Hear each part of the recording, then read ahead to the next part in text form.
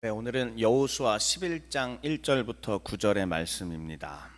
여호수아 11장 1절부터 9절 말씀입니다. 네, 한 절씩 저와 여러분이 교독하여 하나님의 말씀을 들어 봉독하도록 하겠습니다. 제가 1절 먼저 읽겠습니다. 하솔 왕 야빈이 이 소식을 듣고 마돈 왕 요밥과 시므론 왕과 악삽 왕과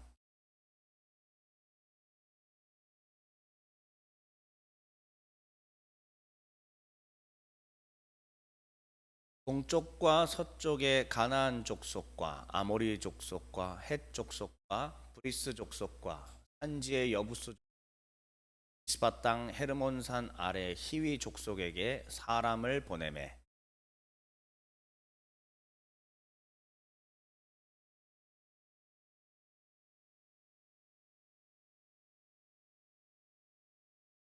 이 왕들이 모두 모여 나와서 이스라엘과 싸우려고 메론 몰가에 함께 진쳤더라.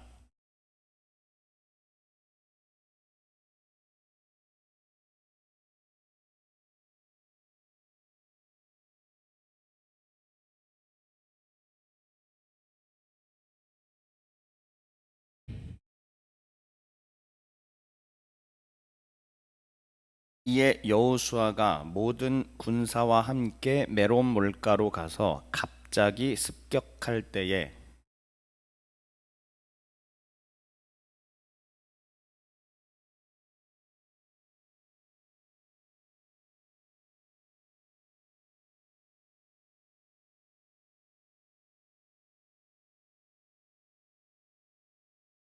구절 말씀 함께 읽겠습니다. 여호수아가 여호와께서 자기에게 명령하신 대로 행하여 그들의 말 뒷발에 힘줄을 끊고 그들의 병거를 불로 살랐더라. 아멘. 여호수아 강론 세 번째 시간이고요. 오늘은 이상의 시련 시리즈 세 번째 순종하라라는 제목의 강론입니다. 먼저 우리 계속 어떻게 진행되고 있는지 한 번만 다시 확인할까요? 우리는 첫 번째 이상의 시련 율법 묵상을 배웠습니다. 여호수아가 맨 처음에 시작될 때에 1장에 카이즘 구조를 여러분들이 보셨는데 거기에 센터 가운데 부분에 율법책이 있었던 것을 확인했습니다.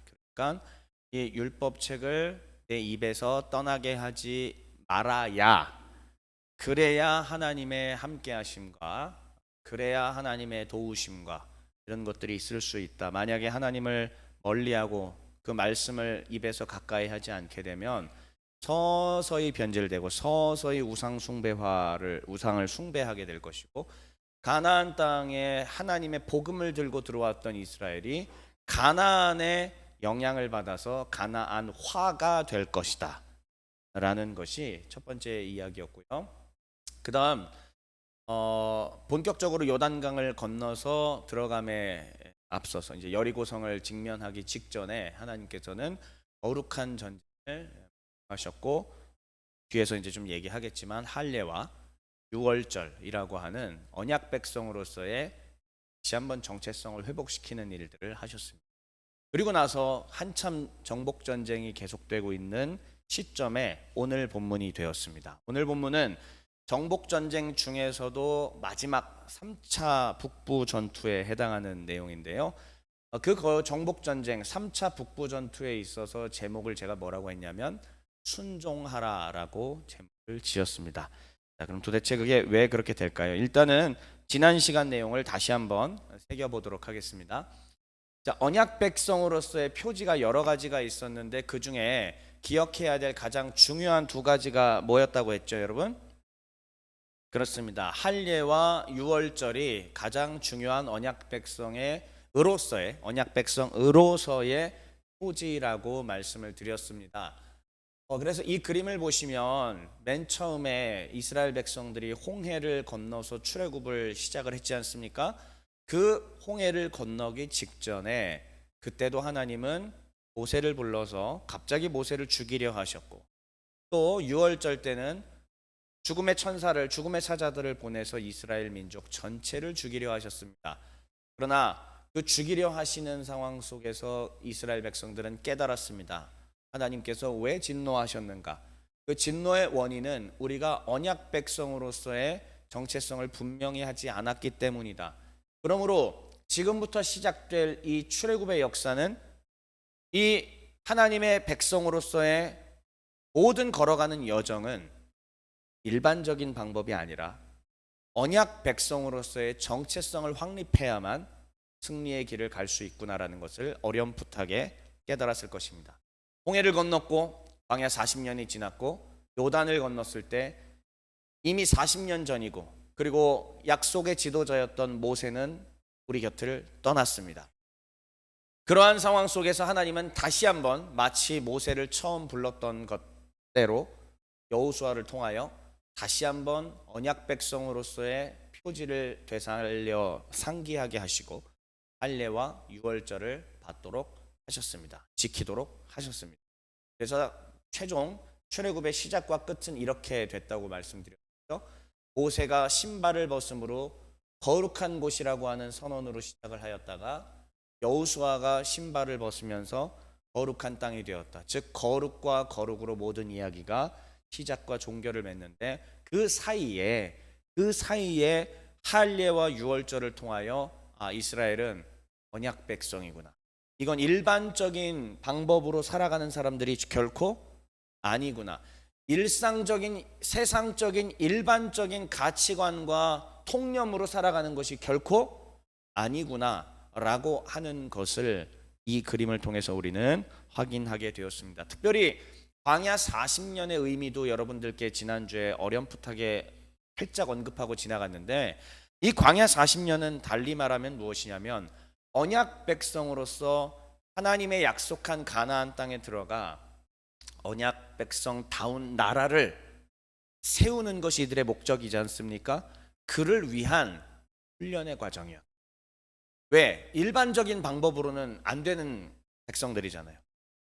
그 근처에 있었던 여러 수많은 민족과는 전혀 다른 길을 가야 되는 사람들이었기 때문에 그에 맞는 합당한 교육이, 별도의 교육이 따로 필요했던 것입니다. 그래서 하나님은 광야 40년이라는 시간 동안에 이스라엘을 그렇게 훈련시켜 주신 것입니다.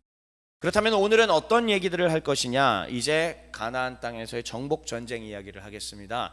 정복 전쟁이 어떤 식으로 진행되었는지 1차 중부 전투, 2차 남부 전투, 3차 북부 전투까지 아주 개략적인 스토리를 여러분들에게 말씀을 드리고, 그리고 오늘 본문 살피면서 북부 전투의 의미가 무엇인지 살피고 오늘 정리를 하려고 하는데, 그래서 오늘 순서 이와 같습니다.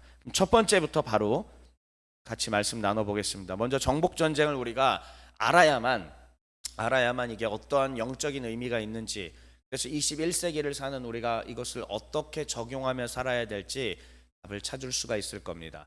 첫 번째로 정복 전쟁 과정을 한번 볼게요. 그림이 작아서 제대로 보이실지 모르지만 일단은 무슨 족속이라는 거는 외우지 않아도 됩니다. 그냥 저 동그라미로 된 표시 지도에 이러한 가나안에 여러 족속들이 있었다라는 것을 기억하면 되고요. 그래서 이 족속들을 물리쳐야 되는 상황 가운데 이스라엘이 놓여 있다는 것입니다. 여러분, 진짜 저는 어릴 때 그렇게 생각했거든요. 사실은 하나님이 약속한 땅을 주셨다라고 하면 그냥 무주공산 빈터에 들어가서 정착해서 살면 된다 생각했어요. 근데 그게 아니더라고요. 여호수아가 우리에게 가르쳐 주는 것은 하나님의 백성이 되어서 하나님의 명령을 듣고 저 땅에 들어간다 할지라도 우리를 가로막는, 우리에게 창칼을 겨누는 자들이 있다라는 얘기예요. 그래서 내가 옛날에 하나님한테 억울해서 기도한 적이 있어요. 아니 이게 뭐냐고 대체. 당신의 뜻대로 하면은 뭐 다 열려야 되고 다 선하게 아름답게 방해물 없이 장애물 없이 쭉 돼야 되는데 이게 뭡니까? 그런 엉뚱한 기도를 했던 기억이 좀 납니다. 그러나 이것은 현실입니다. 우리가 예수를 믿고 하나님의 언약 백성이 되었다 할지라도 우리 앞에는 저런 것들이 놓여 있다라는 사실을 꼭 기억하셔야 되고요. 그래서 5장부터 12장까지 이 정복 전쟁의 과정들이 어떻게 이루어지냐면은 다 읽을 필요도 없습니다. 자, 위에 표에서 노란색으로 된 데가 보면은 무슨 전투라고 써 있나요? 네, 중부 전투입니다. 왜 중부 전투가 먼저 있게 되냐면요. 요단강을 건너서 여리고를 맨 처음 여리고 만나잖아요. 그 위치가 그냥 중부예요. 네, 가나안 땅 전체 중에서 중부 정도 위치를 하고 있기 때문에 먼저 중부를 한 거고, 그 다음에는 북부로 갈지 남부로 갈지 결정해야 되죠. 네, 그런데 이제 여호수아는 남부를 선택을 했습니다. 그래서 10장에 남부 전투가 이루어지고요. 그래서 남부도 다 평정했습니다. 중남부를 다 평정을 했습니다. 이제 마지막 남은 데는 어디예요? 저 북부. 요거는 좀 그냥 갖다 붙이는 느낌이기도 하고 정확하게 규명된 거는 아닌데, 우리 동양을 따졌을 때도 여러분, 우리 한국, 중국 어디가 군사력이 세죠? 북방 유목민족이 제일 셉니다. 네, 그렇기 때문에 이 북방의 거친 유목민족, 그건 전혀 아닙니다. 사실 그건 아니지만은 그냥 예시를 들어드리는 것뿐이고요. 이제 북쪽이 가장 힘이 센 건 맞는 것 같아요. 이 북방 유목민족은 아니지만 이 연합군들을 어떻게 상대할 것인가, 이것이 오늘 본문의 내용입니다. 먼저 1차, 2차 간단하게 어떻게 진행됐는지 보겠습니다. 그냥 눈으로만 보세요. 저 아래에 홍해라뇨, 사해가 있습니다. 사해, 물 보이죠? 저 아래 동그라미 물, 사해가 있고 그 바로 윗부분으로 이스라엘 백성들이 건넌 거예요. 요 사해 위로 쭉, 저 위에 갈릴리 보이십니까? 저 위로 갈릴리와 사해를 잇는 것이 강이거든요. 그 강 이름이 요단강입니다. 다시 한번, 저 위쪽에 까맣게 되어 있는 부분이, 주먹도끼처럼 생긴 까만 부분이 갈릴리고요. 요 아래에 있는 까만 부분이 사해입니다. 고도가 갈릴리가 훨씬 높습니다. 그래서 중력의 법칙에 따라서 물은 높은 곳에서 낮은 곳으로 흐르니까 갈릴리부터 시작해서 사해로 물이 흘러 들어가는데, 흘러 들어가는 물줄기를 우리는 요단강이라고 말을 합니다. 자, 그러면 이제 이 요단강을 건너는데, 저 위쪽의 요단강도 아니고 요 사해랑 거의 붙어 있는 부분으로 이스라엘 백성들이 건너는 거예요. 그래서 중부 지역쯤 되고요. 건넜을 때에 처음에 맞닥뜨린 곳이 바로 여리고성이고, 그리고 우리가 잘 아는 아이성까지, 여리고와 아이성 전투가 있었다라는 것 기억할 필요가 있습니다. 여리고와 아이성의 핵심은 뭐냐면은, 여러분, 여리고 칼로 무너뜨렸나요? 공성병기로 무너뜨렸나요? 아니잖아요. 하나님의 명령이 있었고 그 명령에 순종하는 다소 기괴한 방식입니다. 사실 소설책이라고 봤을 때는 정말 기괴한 방식이죠. 그런데 그 기괴한 방식을 하나님은 자신의 언약 백성들에게 요구하시더라라는 것입니다. 이스라엘 백성들은 순종했습니다. 첫째 날부터 여섯째 날까지 하루에 한 바퀴씩 여리고를 돌고 돌아갔고, 마지막 날에는 7바퀴를 돌아서 총 13바퀴를 여리고를 돌게 됩니다. 그때까지 말하면 안 된다라고 얘기했고 지킨 것 같아요. 그 다음에 으아 하고 외쳤을 때에 여리고가 무너져 내리게 되는 것을 우리는 보게 되었습니다. 이를 통해서 이 전쟁은 애당초 창과 칼로 싸우는 전쟁이 아니라는 것을 확인하게 되었죠. 그러면 이스라엘 백성들은 확실히 알아야 됩니다. 이 전쟁은 뭐다? 창과 칼이 아니라 하나님의 명령에 순종하냐 마냐로 싸우는 전쟁이다. 그러나 곧바로 아이성 전투가 있을 때에 이스라엘 백성들은 실수하게 됩니다. 아이성 작습니다. 우리가 여리고도 무너뜨렸는데 저 조그만한 아이성 하나 못 무너뜨릴까? 하나님께 물었어야 됐지만 여호수아도 실수하게 됩니다. 하나님께 묻지 않고 그냥 아이성에 덤벼들었죠. 패배하였습니다. 그리고 그때 알게 되었죠. 숨겨진 죄악이 있었다라는 사실을. 그게 바로 아간의 범죄였었습니다.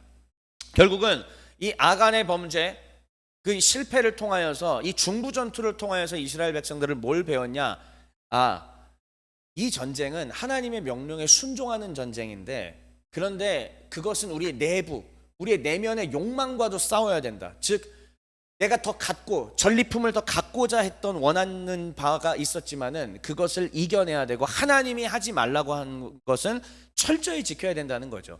하나님이 다 헤렘, 하나님 앞에 다 진멸하여 드리라고 했으면 그냥 다 지켜야 되는 건데, 이 중에서 괜찮은 것들을 내가 좀 몰래 빼서 하면 되겠지라는 내 판단이 들어갔던 것입니다. 내 판단이 들어갔기 때문에 아이성 전투가 실패한 거예요. 자, 이를 통하여 배우게 되었습니다. 이 전쟁은 하나님의 말씀에 순종하되 나의 욕망과 싸우며 순종하는 전쟁이구나. 이게 바로 중부 전투였습니다. 이런 식으로 진행이 됐는데, 그리고 뭐 작아서 그냥 건너왔고 여리고였고 저기 아이성이 있고 져서 다시 왔다가 또 해서 이겼다, 그런 그림이라는 거. 자세한 내용 궁금하시면 네이버 밴드에서 예배 후에 확인하시면 되겠습니다. 자, 그리고 나서 이제 2차 남부 전투가 있게 됩니다. 중부 전투의 승리 이후에 남쪽에 가서 남부를 치게 되는데, 자세한 내용은 여긴 뭐 딱히 없습니다. 크게 중요하지도 않고요. 예루살렘, 헤브론, 야르뭇, 라기스, 에그론, 우리가 이후에 성경에 들어보면 굉장히 유명한 도시들인데, 그냥 이 도시들을 치고 차지하게 되었다, 그냥 이 정도까지만 아시면 될 것 같고요. 그리고 난 다음에 오늘 본문에 해당하는 북부 전투, 저 위에 쪽에 보이시죠? 저 북부 전투가 있게 되었는데, 여기는 철병거를 가진 센 사람들인 것 같아요. 그래서 이 센 사람들과 마지막 전투를 어떻게 치렀을까? 여기서 하나님은 또 뭘 말씀하셨을까? 이 전쟁을 통해서 이스라엘은 뭘 배우고 어떤 나라를 세우기로, 어떤 이상을 실현할 것을 다짐하게 되었을까? 여기에 초점을 맞추시면 되겠습니다. 자, 그러면 이제 오늘 본문 볼게요. 오늘의 본문은 11장 1절부터 9절인데, 1절부터 5절은 북부 지역 동맹군들이 적들을 소집하는 장면입니다. 그리고 6절 말씀이 되게 중요해요. 하나님의 명령이 한 절 딱 나와요. 제가 보겠습니다. 하나님이 어떠한 명령을 내리시는지 보시고, 그리고 전투가 어떻게 진행되며 그 명령에 어떻게 순종하는지 7, 8, 9절을 통해서 확인하시면 되겠습니다. 자, 첫 번째 1절부터 5절 먼저 다시 읽을 텐데, 여기는 소집하는 장면이다. 북부 지역 동맹군들이 하솔 왕 야빈의 주도하에 모이게 되는 장면이다. 일단 먼저 한번 읽어보겠습니다. 1절부터 5절입니다. 시작.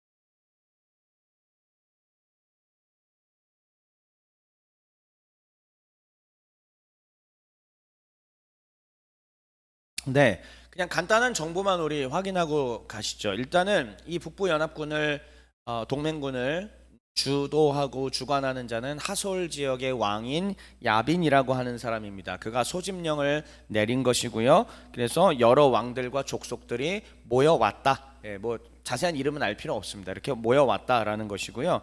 이 북부 지역 동맹군의 특징을 보자면은, 자, 병과부터 보겠습니다. 보병과 기병과 전차병까지 있습니다. 일단은 병거가 이 당시에는 굉장히 큰 무기예요. 그런데 보병과 기병과 전차 병거까지 갖고 있습니다. 그리고 병력은 어떻다고 얘기해요? 백성이 많아라고 얘기하고 있습니다. 그래서 사람 숫자가 많아요.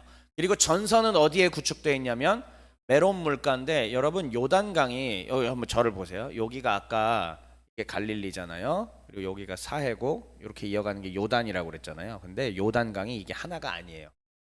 위쪽에 상부 요단이 있습니다. 그러니까는 요 갈릴리로 내려오는 물도 물을 상부 요단이라고 하고, 우리가 흔히 말하는 거는 여기서부터 사해까지 가는 하부 요단이라고 얘기를 하는 거거든요. 이 상부 요단 쪽에 가면은 또 메론 물가라고 하는 곳이 있습니다. 그 지역이. 그래서 그곳에서 전선을 구축하고 있었던 거예요. 자, 이스라엘 백성들도 뭐 만만치 않은 숫자인데 가나안도 만만치 않은 숫자입니다. 서로 이런 느낌이었을까요?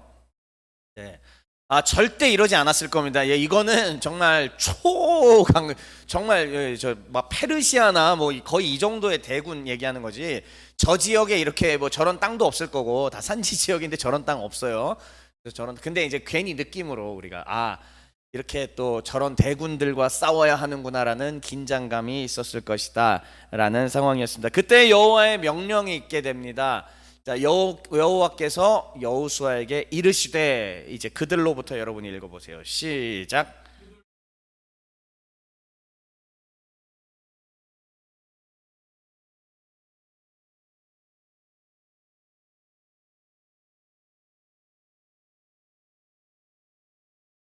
근데 하나님의 명령은 뭐냐면은, 자, 여기서도 우리는 이런 말씀을 받고 싶죠. 두려워하지 말라. 이걸 받고 싶습니다. 맞아요. 아니, 하나님은 당연히 우리에게 위로를 주시는 분이고, 저는 늘 하나님의 위로를 받고 살고 있습니다. 여러분들도 다 마찬가지일 거라고 생각을 해요. 그런데 다시 우리가 신자들이, 성도들이 말씀을 뭐라고 그럴까? 취사 선택해서는 안 되고, 말씀이 흘러가는 전체적인 맥락을 알고 하나님이 뭘 말씀하시는지 알아야 합니다.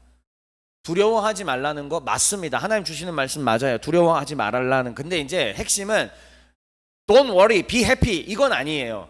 내가 걱정하지 않으려고 해서 안 두려워할 수 있는 것도 아니고 그런 의미가 아니잖아요. 하나님이 그럼 왜 두려워하지 말라라고 얘기하셨냐면은 내가 승리를 줄 거다라는 얘기고, 왜 처음부터 이 전쟁 자체가 계속 창칼로 싸워온 전쟁이 아니잖아요. 물론 여기선 창칼로 싸웁니다만 이 전쟁이 이기느냐 지느냐는 하나님의 말씀에 순종하냐 마냐, 그리고 언약 백성으로서 그동안 40년 동안 광야에서 배운 법대로 하냐 마냐, 자기 자신의 내면과 싸우냐 마느냐, 이 문제라는 거 배웠잖아요, 이스라엘이. 그러면 우리 신약 신자인 우리들은 어떻게 해요? 똑같아요. 그걸 배웠다면 이제 단어 하나, 표현 하나, 문구 하나에 꽂히지 말고 전체적인 맥락. 저기서는 그러면은 이제 핵심이 뭘까요? 두려워하지 말라도 맞겠지만은 하나님이 여기서도 조건을 다십니다. 이기게 하긴 할 건데 이긴 뒤에, 승리한 뒤에 해야 할 일이 있다라고 하는데, 빨간 글씨 보이시죠? 네.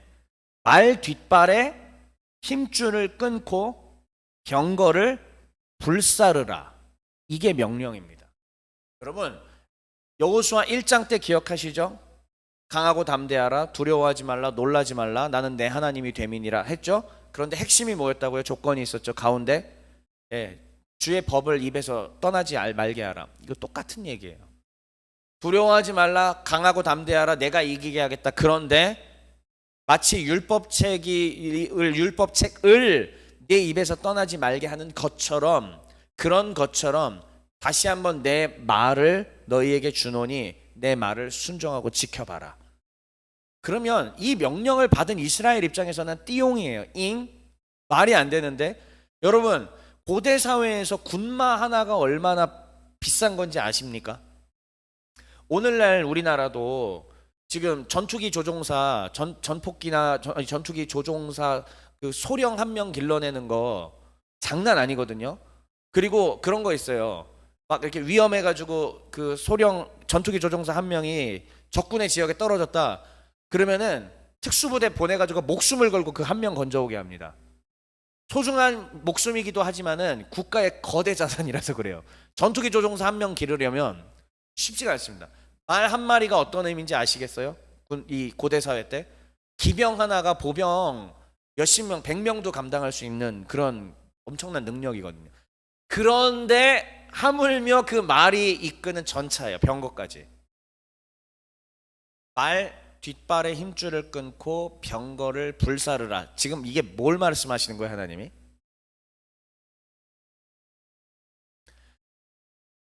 이 전쟁은 저걸로 하는 거 아니다. 다 비워봐라.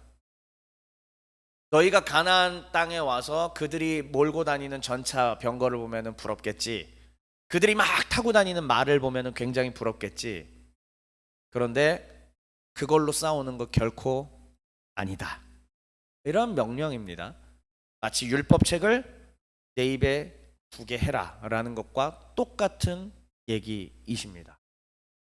내면의 욕망이 스멀스멀 올라오려고 하는 것을 못 올라오게 하시는 하나님의 명령이며, 그 명령을 지켜야 승리다. 최종 승리다. 라는 얘기입니다. 자, 오케이, 좋아요. 그럼 7, 8, 9절 한번 읽어보겠습니다. 이제 어떻게 순종했는지, 그리고 어떻게 전투가 진행되는지 읽어볼게요. 자, 7, 8, 9절 시작.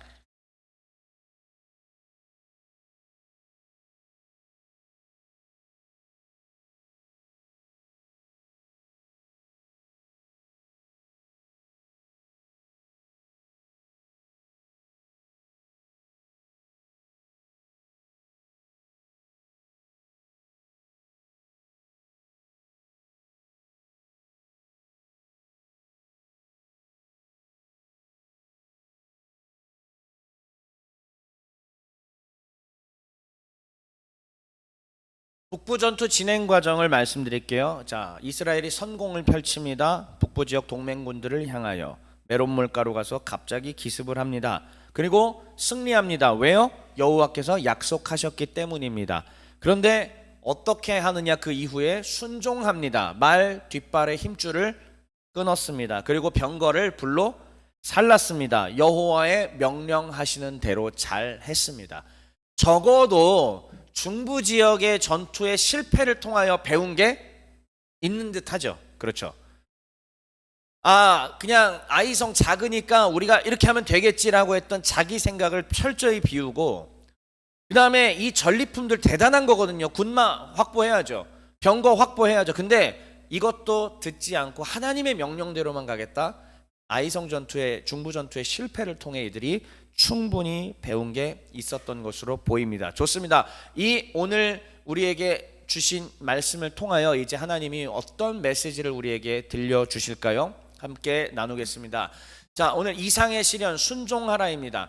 여러분, 언약 백성에게는요 영적 도전이 찾아오게 됩니다. 마치 중부 전투, 남부 전투, 북부 전투가 끊임없이 이어지는 것처럼 언약 백성으로 살기로 다짐한 자들에게는, 여러분 이 말을 잘 들으세요. 저를 잘 보세요. 언약 백성으로 살기로 다짐한 자들에게는 반드시 영적인 도전이 찾아오게 됩니다. 언약 백성으로 하나님 뜻대로, 하나님 법대로 살기로 한 사람들이 만사가 태평하고 평안할 수가 없습니다. 왜냐? 우리를 둘러싼 모든 외적인 환경은 하나님을 반대하고 있기 때문입니다. 세상이 말하고 있는 여러 가치관들이나 그들이 우리에게 전달해주고 있는 것들이 하나님의 뜻에 부합하는 것도 물론 있습니다. 그러나 전반적인 경향성이라고 하죠. 흐름이라고 하죠. 세상이 말하고자 하는 것은 인간의 내면의 욕망을 더욱더 끌어올리는 일을 하고 있고, 내가 세상의 주인이다라고 하는 그것을, 그 사상을 집어넣어주며 하나님의 명령에 순종하는 것은 미련한 것이다. 세상의 가르침은 당연히 말 뒷발을 끊지, 힘줄을 끊지 말라고 가르치고요, 병거를 불사르지 말라고 가르칩니다. 그러나 하나님은 그렇게 하라고 하십니다. 이때에 언약 백성으로 살려면 말 뒷발의 힘줄을 끊고 병거를 불살르는 거예요. 뒤도 돌아보지 말고 앞뒤 재는 게 아닙니다. 하나님의 가치가 그렇게 얘기하면, 하나님의 뜻이 그렇게 이야기하면 예 하나님, 예 하나님 내가 순종하겠나이다, 이거밖에 없는 거예요. 그런데 그러려면 당연히 주변에서의 여러 시험과 환난과 그리고 내면에서의 번잡한 마음들이 올라올 수밖에 없게 됩니다. 그러니까 이러한 언약 백성들에게는, 그렇게 살려고 하는 자들에게는 반드시 영적인 도전이 찾아올 수밖에 없다라는 거예요. 그러면 그 영적 도전의 증세가 뭐냐? 여러분, 제가 앞에 화면에 둘로 나눴어요. 신앙 파트와 생활 파트로 나눴습니다. 물론 여기 있는 것들이 전부 다일 수도 없고 제가 그냥 추리고 해서 조그맣게 갖고 온 것 뿐이지 더 많은, 더 다양한 유형들이 있을 수도 있다라는 사실을 미리 말씀드립니다. 일단은 요약해서 이 정도만 같이 짚어보시죠. 이 영적 도전이 어떻게 찾아오느냐? 언약 백성으로 살려고 막 열정이 올라왔고 하나님 뜻대로 하려고 했어요. 그러면 갑자기 이상한 마음이 찾아오기 시작하고, 갑자기 뭘 나를 짓누르는 것들이 찾아와서 첫째, 감사가 사라집니다. 어떻게든 언약 백성으로 하여금 감사가 사라지게 만들어요. 무슨 얘기냐? 여러분, 이런 과정이, 프로세스가 이렇게 이루어지는 거죠. 하나님, 내가 당신의 뜻대로 이제 구원받고 감격해서 나 어제 막 기쁨의 춤추리, 나 큰 소리 외치네 하고 이제 집회까지 다 드렸습니다. 할렐루야 했습니다. 그런데 그래서 내 문제가 사라지고, 그래서 내가 이러한 좋은 대학에 가고, 내가 이렇게 좋은 직장에 취직을 하고 좋은 사람을 만나서 번듯하게 될 거라고 저는 믿고 있었는데, 하나님은 자꾸만 목사님 입술을 통해서 마음에 안 드는 얘기만 자꾸 하시네요. 뭘 자꾸 그렇게 내려놓으라고 얘기하십니까? 뭘 그렇게 자꾸 포기하라고 하시고 뭘 그렇게 자꾸 하지 말라고 하십니까? 그리고 하나님, 당신이 잘 모르시는 것 같은데요, 신이셔서 인간의 필요를 잘 모르시는 것 같은데요, 말 뒷발 힘줄 끊으면 안 돼요. 그거 바보예요. 하나님, 병거요 얻어야 해요. 하나님, 당신이 사람이 아니셔서 잘 모르는 것 같아요. 하나님 만약에 나한테서 말 뒷발의 힘줄을 끊게 하시고 병거를 불사르게 하신다면 저는 하나님 당신께 감사할 수 없습니다. 이렇게 변해가는 거예요. 이 도전이라는 겁니다. 그래서 감사가 사라지고 이게 지금 다 종합 세트예요. 잘 보세요. 하나님의 뜻이 불편하게 느껴지는 겁니다. 아까 얘기했죠. 목사님을 통해서 앞에서 말씀이 선포되는데 다 불편해. 이젠 다 듣기 싫어. 다 불편한 거야. 왜? 저걸 해야 하니까. 싫은 거예요. 기쁨이 사라졌습니다. 나의 영혼을 구원해 주셨을 때는 참 감사했는데 세월이 흘러가면서 그게 아닌 거지. 세월이 흘러가면서 가나안의 병거가 좋은 거지. 세월이 흘러가면서 가나안의 군마가 부러워 보이고 그 군마 윤기가 좌르르 흐르는 그 빠른 속도로 달리는 힘있게 나에게 힘을 가져다 주는 저 군마의 모든 것들이 좋아 보이는 것이죠. 그래서 어느 순간부터 하나님의 뜻이 불편하게 느껴집니다. 자, 그럼 자 보세요. 감사가 사라지고 하나님의 뜻이 불편하게 느껴지는 사람이라면 어떻게 할까요? 성경 서서히 멀리합니다. 기도 멀리합니다. 왜요? 기도하면 하나님 직면해야 되잖아요. 짜증나잖아요. 그냥 하기 싫은 거예요. 그러면 찬양은 어떨까요?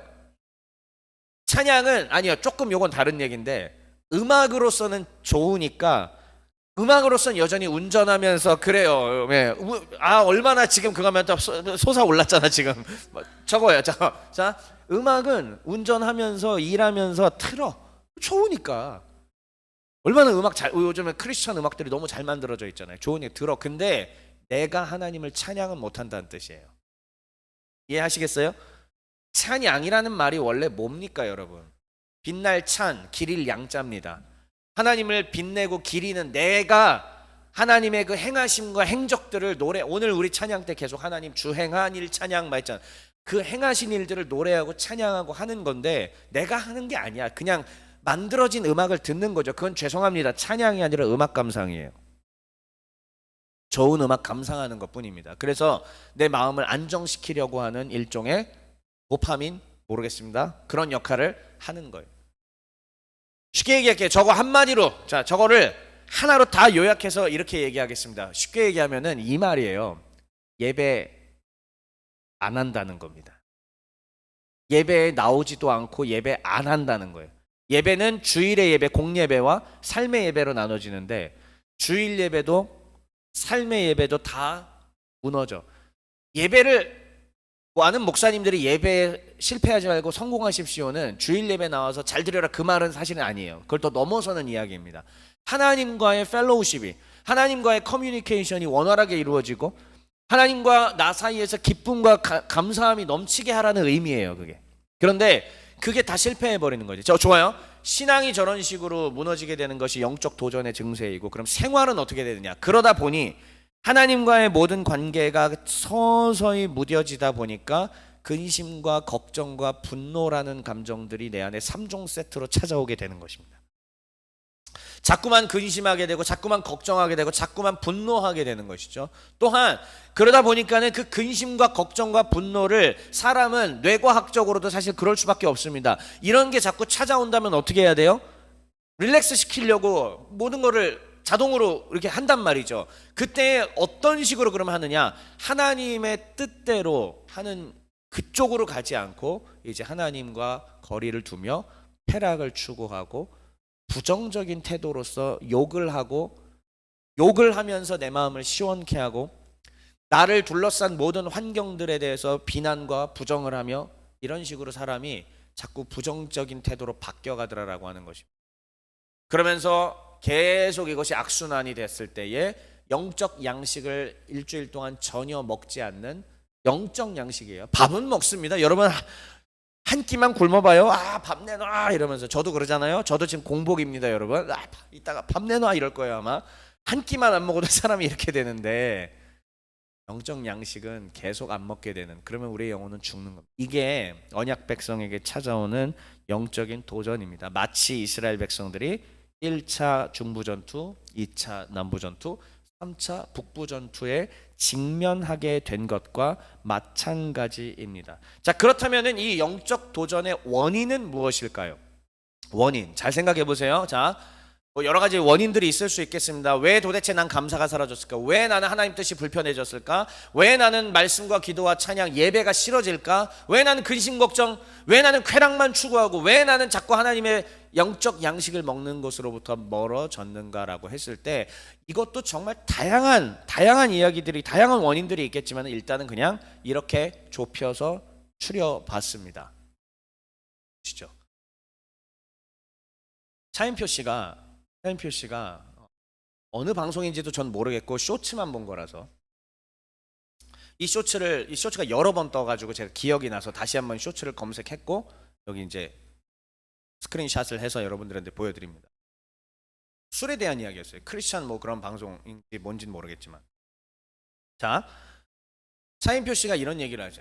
술을 끊기 가장 어려운 이유는요, 주변에 다 술 마시는 사람만 있어서 그렇습니다. 그러면서 이게 삶의 원리로서도 설명을 하시는 것이죠. 내가 무언가를 하려고 하면은 주변 정리가 이루어져야 되는데 이 주변의 외부의 영향력들은 그대로 둔 채, 똑같이 둔 채, 근데 내가 왜 나는 술을 못 끊지? 왜 나는 이걸 못 끊지? 담배를 못 끊지? 왜 난 마약을 못 끊지? 왜 나는 남들을 비난하고 비판하고 왜 내 욕망을 못 끊지라고 그냥 한탄만 하고 있다라는 거예요. 이렇게 하기 위해서는 주변의 환경을 정리해야 할 텐데, 성도를 둘러싼 외부의 악한 영향력들이 있습니다. 우리의 가정 내에서, 학교 내에서, 친구 내에서, 직장 내에서. 물론 그렇다고 내 부모를 버려요? 내 가족들을 버립니까? 아니에요. 학교를 다니지 말까요? 그것도 아니고요. 친구를 버려요? 직장을 버려요? 그럴 수는 없습니다. 그러나 이 내 주변에 나를 둘러싼 여러 환경들 속에서 하나님의 뜻에 반하게 하려고 하는 영적인 도전들이 무엇인지 볼 수는 있어야죠. 그래서 정리할 수 있는 것들을 지혜롭게 정리할 필요가 있습니다. 예를 들어서 가정을 버릴 수는 없습니다. 그러나 내가 정말 이 가정으로부터 계속 안 좋은 악영향을 받고 있다라면은 그 안 좋은 악영향을 받는 환경으로부터 잠시간 거리를 둘 수 있는 환경도 만들어야 될 필요가 있고요. 학교 안 다닐 수는 없겠죠. 그러나 그 학교 내에서 나에게 이 친구와도 연결이 됩니다. 악영향을 끼치는 친구들이 있을 때에 그 악영향을 주는 친구들을 은근하게 거리를 잠시 둘 필요도 있다라는 것이고요. 직장 어렵습니다. 먹고 사는 문제잖아요. 그러나 이 직장이 정말 내 신앙에 계속 나의 신앙을 침체하고 다운시키는 어려움을 준다. 그렇다면 어떻게 해야 될까요? 정리할 필요도 있습니다. 쉽게 말하는 건 결코 아닙니다. 무겁게 말하는 것이고요. 쉬운 얘기 절대 아닙니다. 그러니까 그리고 또한 내가 내 직장에서 어떻게 하면 하나님의 뜻대로 할 수 있을지 저항하고 부딪혀가며 전투들을 치러야 되는데 그 전투들을 치를 의지조차 사라지게 환경에 짓눌려 버리는, 이게 바로 원인이라는 겁니다. 자, 그랬을 때에 그러면 이 언약 백성들이 이러한 도전이 찾아왔을 때에 도대체 어떻게 해야 되느냐? 저는 응전해야 된다고 생각합니다. 제가 이제 역사를 전공했는데 우리가 역사학을 공부할 때 보면 아놀드 토인비라는 사람을 꼭 배우게 돼요. 아놀드 토인비가 이런 말을 했습니다. 역사는 뭐냐면 도전 앞에서의 응전이다라는 표현을 아놀드 토인비가 얘기했습니다. 영적인 도전들이 우리에게, 성도들에게 찾아올 때는요, 반드시 그 영적인 도전 앞에 짓눌리지 말고 싸워야 됩니다. 어떻게 싸우느냐? 하나님이 명하신 대로 싸우면 됩니다. 여러분, 가나안 땅에 들어가는 전투에 앞서서 할례했죠? 유월절 지켰죠? 정상적 방법은 아니잖아요. 했잖아요. 그런 식으로 싸워 나가라는 겁니다. 지난주에 뭐라고 얘기했죠? 그걸 신약에서, 목회서신에서, 디모데전서에서 선한 싸움이라고 했잖아요. 믿음과 착한 양심으로 싸워내는 성도의 싸움이라고 얘기하지 않았습니까? 그렇게 응전해야 하는 것인데, 끊을 건 끊고 변화시킬 건 변화시키고 다짐할 것 다짐하고 내면의 욕망과 싸워내고 그런 식으로 우리가 해나가야 되는데, 그러한 응전을 하지 않고서는 우리는 계속 악한 영향력에 짓눌려 버려 살 수밖에 없다라는 사실을 기억해야 합니다. 그러면 언약 백성들은 과연 어떻게 영적으로 응전해야 할 것인가? 보시죠. 오늘 본문은 우리에게 이것을 가르쳐 줍니다. 따라해 볼게요. 말과 병거 끊기. 다시 한번 따라 하겠습니다. 말과 병거 끊기. 말과 병거의 의미는 이런 거였죠. 최고의 가치를 가진 전쟁 전리품이었습니다. 전쟁에서 매우 유용하게 사용될 수 있습니다. 이 전리품을 없애는 것은 바보 멍청이 같은 일입니다. 그러나 어쩌면은 말과 병거의 또 다른 영적인 의미는 무엇이냐면 언약 백성으로 하여금 이 거룩한 전쟁, 즉 이 전쟁은 일반 세상의 방법으로 싸운 전쟁이 아니라 하나님 나라를 세우기 위한 전쟁이다. 그러면 이건 거룩한 전쟁인데 이 거룩한 전쟁의 초점을 흐려버리게 만드는 것이다 라는 것을 알아야 합니다. 우리의 삶 가운데 지금 다 상황이 다르잖아요. 저와 여러분의 삶 가운데에 하나님의 거룩한 전쟁을 치르지 못하게 할 만큼 유혹적이고 매혹적이고 매력적인 이 최고 가치의 전쟁 전리품이 무엇인지 생각해 보시기를 바랍니다. 자기 자신만 갖고 있는 거, 그거는 아무에게도 뭐 셀 모임 땐 얘기하셔도 되는데 오늘은 없으니까 자기 스스로에게 얘기하시고 하나님하고 대화하시길 바래요. 언약 백성으로 내가 살아가는데 방해하는 것들이 도대체 뭘까? 이 전쟁을 치르지 못하게 하는 것, 그것들을 찾아야 합니다. 그래서 말과 병거를 찾아서 끊어내시기를 바랍니다. 말과 병거 끊기까지 한 번에 다 얘기를 한 겁니다. 이것들을 찾아서 하나님께 순종하지 못하게 하는 무엇이든지 찾아내서 끊게 되는 여러분 되시기를 주의 이름으로 축원드립니다. 마지막 이 화면이에요. 그래서 영적인 은전은 뭐냐면은 차인표 씨가 이후에 했던 얘기를 또 이제 똑같이 스크랩을 했습니다. 어떤 삶을 살기로 결정하면 그 결정한 삶이 행동으로 이어지고 할 수 있도록 만들어라라는 얘기. 우리가 메타인지 작년에 제가 강론했을 때 그때도 같은 메시지였었습니다. 하나님의 나라의 백성으로 살기로 말의 뒷발의 힘줄을 끊기로 결정하고 병거를 불태우기로 결정했다면, 다시요, 어떤 삶을 살기로, 그 삶을 살기로 결정했다면 그것이 행동으로 이루어질 수 있도록 스스로가 작업을 해야 합니다. 죄송합니다마는 세상은 똑같아요. 미리미리 공부하고 준비해야 되는 중요성은 어린 시절부터 똑같이 배워옵니다. 하지만 어린 시절에 준비하지 아니했고 게을렀던 사람은 훗날 후회하게 됩니다. 개미와 배짱이의 우화가 사실이잖아요. 우리의 인생에 지금도 정확하게 적용되는 바 아니겠습니까? 그런데 이런 것들이 우리의 신앙에 있어서도 똑같다라는 것을 우리가 기억해야 합니다. 옳은 것이 무엇인지 선포되었습니다. 말 뒷발의 힘줄을, 병거를 끊고 불태우라고 하나님이 오늘 이 강단 앞에서 우리에게 대언하여 주셨다면 그것을 듣고 순종할지 말지, 개미처럼 미리 준비해서 비축을 해둘지, 아니면 배짱이처럼 아무것도 안 하고 가만히 있을지는 스스로가 결정해야 된다는 얘기입니다. 죄송합니다만 누구도 도와주지 않습니다. 근데 누가 도와주느냐? 내가 손을 들고 하나님 앞에 도와달라고 할 때, 하나님 앞에 내가 이걸 할 수 있도록 은혜 더하여 주시옵소서라고 이야기할 때 우리 하나님께서 이것들을 도와주시고 함께 해 주실 것임을 믿는 저와 여러분 되시길 주의 이름으로 축원합니다. 그러므로 순종의 훈련을 하셔야 합니다. 순종은 힘듭니다. 순종은 피곤한 일입니다. 제가 여름에 컨디션 한참 좋아가지고 그때 매일 운동하고 근력 운동하고 하다가 이제 가을 학기 동안에 너무 과도하게 연구하고 강의하고 하다 보니까는 운동이고 뭐고 아무것도 안 했어요. 그런데 최근에 몇 주 동안 다시 지금 이거 시작하고 있습니다. 하고 있어요. 계속. 너무 힘듭니다. 그럼에도 불구하고 하고 있어요. 이 힘든 훈련, 하나님 내가 그래도 근력 운동하기로 했기 때문에 합니다. 이러다가 또 저는 흔들리겠죠? 이러다가 운동이 또 힘들어지겠죠? 근데 그게 왔을 때에 그럼에도 불구하고 할지 말지는 내가 결정하는 거예요. 운동을 하면 근력이 생기면 내 몸은 건강해지고 좋아지는 것이고, 하지 아니하면 내 몸은 허약해지고 약해지는 것. 죄송합니다만은 이거는 하나님 앞에 간구하고 기도한다고 되는 건 아닙니다. 기도하고 도와달라고 한 뒤에 내가 스스로 실천해야 되는 것이죠. 사랑하는 종의 가족 여러분들, 이제 이 이야기를 드립니다.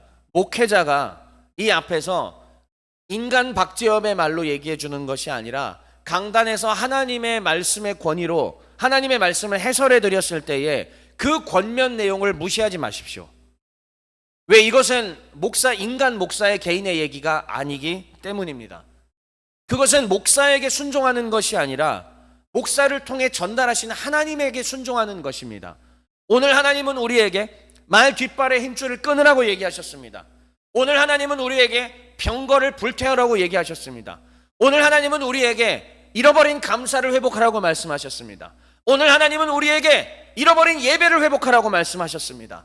말씀을 가까이 하라고 하셨고, 기도하라 하셨고, 순종하라 하셨고, 찬양하라고 말씀하셨습니다. 할지 말지는 자기에게 달려있는 겁니다. 강제로 등떠밀어서 해줄 수도 없고요, 강제로 변화시켜 줄 수도 없습니다. 하나님의 뜻이 선포되었습니다. 지킬지 말지, 뒷발을 힘줄을 끊을지, 병거를 태울지는 성도 여러분이 결정하시는 것입니다. 이제 마지막 메시지 읽고 마치겠습니다. 시작. 오 하나님, 날마다 찾아오는 영적 도전에 일일이 응하는 것이 쉽지 않습니다. 나의 욕망을 끊어내며 당신의 뜻에 순종하는 것이 쉽지 않습니다. 오 하나님, 언약 백성이 되어 주의 종으로 살기로 다짐한 나를 도우소서. 주의 지팡이와 막대기로 나를 지키소서. 끝까지 거룩한 백성으로 살도록 나를 보호하소서. 아멘.